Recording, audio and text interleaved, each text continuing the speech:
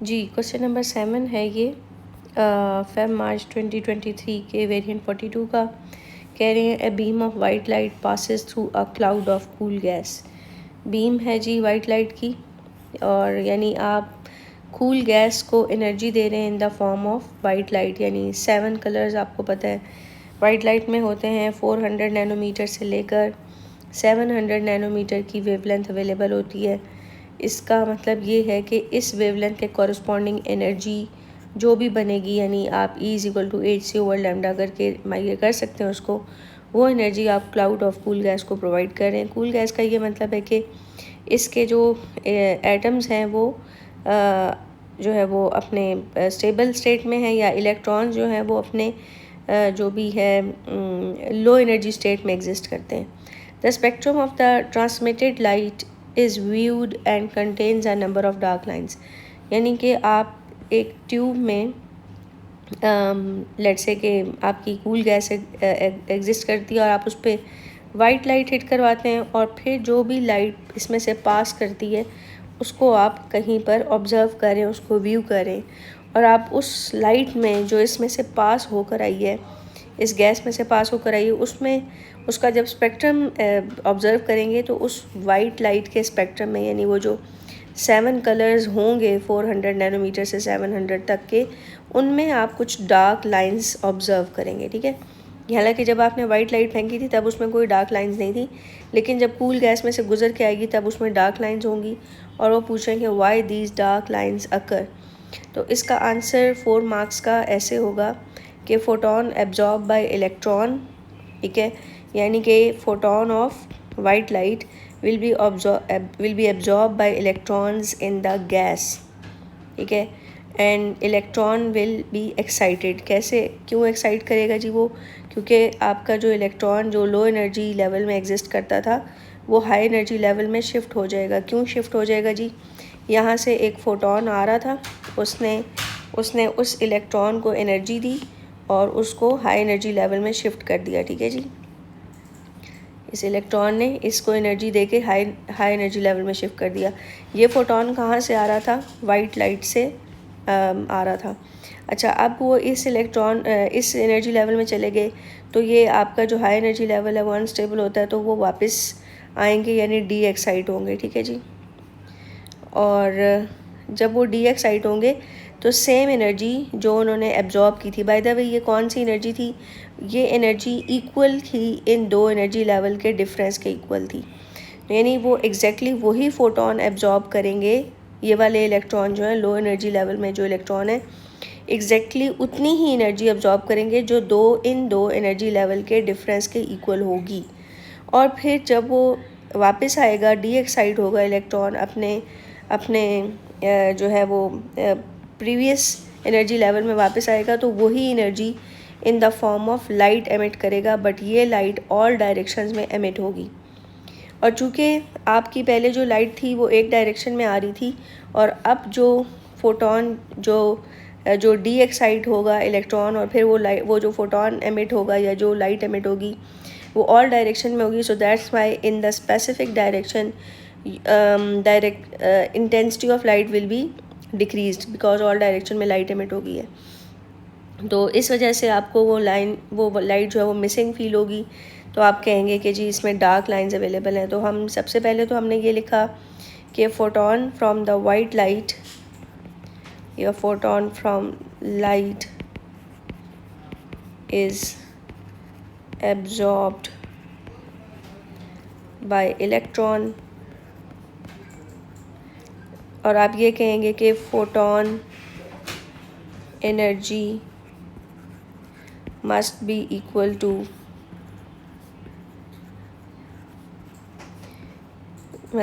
to difference in energy between two energy levels। उसके बाद आप लिखेंगे कि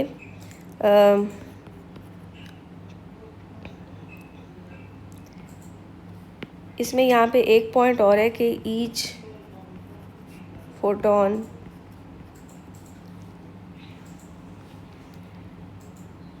relates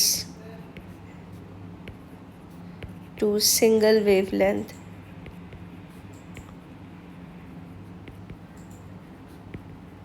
और फ्रीक्वेंसी, मतलब जो भी फ्रीक्वेंसी होगी वो सिंगल फ्रीक्वेंसी होगी, कोई रेंज ऑफ फ्रीक्वेंसी नहीं होती। मतलब ये कि जो भी फोटोन पहले आके हिट करता है और लो एनर्जी लेवल पे इलेक्ट्रॉन को एक्साइट करता है, तो वो फोटोन कोरेस्पॉन्ड करता है एक सिंगल वेवलेंथ को। और अगर सिंगल वेवलेंथ को कोरेस्पॉन्ड करेगा तो जो भी एनर्जी रिलीज़ होगी वो डिस्क्रीट एनर्जी होगी, ठीक है जी, यानी सिंगल वैल्यू ऑफ एनर्जी होगी, and that value of energy will be basically equal to the two energy levels. तो यहाँ पे आपने ये भी लिखना है और उसके बाद ये बता देना है कि when electron D excites it emits photon in any direction.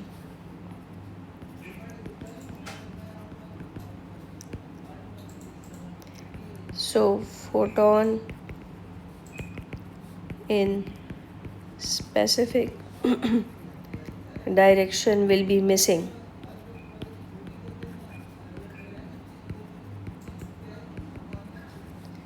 So dark lines observed. ठीक है जी। नेक्स्ट क्वेश्चन है, कहते हैं कि some energy levels for electron in an isolated hydrogen atom are illustrated in the figure 7.1। कह रहे कुछ energy levels जो हैं हाइड्रोजन के वो ऐसे यहाँ पे इन्होंने शो किए हुए और पूछ रहे हैं कि table 7.1 shows the wavelength of photon that are emitted in the transition n is equal to 2 that are emitted in the transitions to n is equal to 2 from the other energy level shown। यानी कि यहाँ से D excite होके 2 में आ रहा है, या फिर यहाँ से डी एक्साइट होके 2 में आ रहा है, या फिर इधर से आ रहा है डी एक्साइट होके, ठीक है जी, या फिर इधर से डी एक्साइट होके आ रहा है। अब आप देख सकते हैं कि सबसे ज़्यादा ग्रेटेस्ट एनर्जी इस केस में रिलीज़ होगी, ग्रेटेस्ट एनर्जी फोटोन, यानी ऐसा फोटोन रिलीज़ होगा जिसकी सबसे ज़्यादा एनर्जी होगी अगर वो 6 से 2 में जंप लगाएं, और यहाँ पे स्मॉलेस्ट एनर्जी वाला फोटोन रिलीज़ होगा, ठीक है।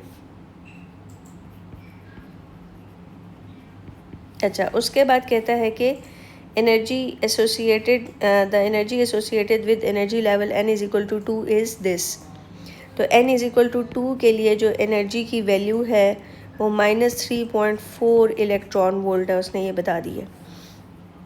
और ये वेवलेंथ्स हैं जो रिलीज़ हो रही हैं जब आपके फोटोन एमिट होते हैं, यानी कि 3 से 2 में जंप लगाएं तो जो फोटोन एमिट होता है तो वो स्मॉलेस्ट एनर्जी वाला है अगर फोटोन, तो उसकी वेवलेंथ लार्जेस्ट होगी। इसका मतलब है कि n इज़ इक्वल टू 3 से 2 में जंप लगाने पे 658 नैनोमीटर की वेवलेंथ वाला फोटोन एमिट होगा, और n इज़ इक्वल टू 6 से 2 में जंप लगाने पे 412 नैनोमीटर की वेवलेंथ वाला फोटोन एमिट होगा, because this is the smallest wavelength, while ये स्मॉलेस्ट वेवलेंथ जो है कॉरेस्पॉन्ड करती है लार्जेस्ट एनर्जी को, because delta E is equal to HC over lambda. तो अगर वेवलेंथ स्मॉल होगी तो एनर्जी जो है ना उसका डिफरेंस ज़्यादा होगा, इसका मतलब है 6 से 2 में जंप लगाएगा आपका इलेक्ट्रॉन।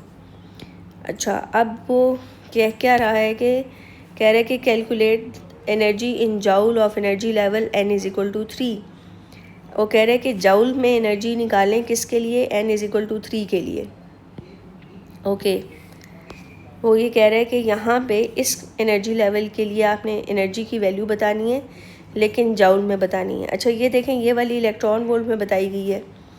तो पहले तो आप ये देख लें कि इसमें आपने देखा कि n इज़ इक्वल टू 3 से 2 में जंप लगाएं तो कौन सी वेवलेंथ एमिट होती है, कौन सा फोटोन एमिट होता है, 658 वेवलेंथ वाला फोटोन। तो आप यहाँ पे वैल्यू लगा देंगे, एच की वैल्यू 6.63 इंटू 10⁻⁻34 और यहाँ पे 3 इंटू 10⁸8 और उसके बाद लेमडा की वैल्यू 658 नैनोमीटर यानी इंटू 10⁻⁻9।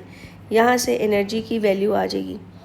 अब आप क्या करेंगे कि आप इस एनर्जी वैल्यू को कन्वर्ट कर देंगे इलेक्ट्रॉन वोल्ट में, और जूल से इलेक्ट्रॉन वोल्ट में जाने के लिए आपको इसको डिवाइड करना पड़ेगा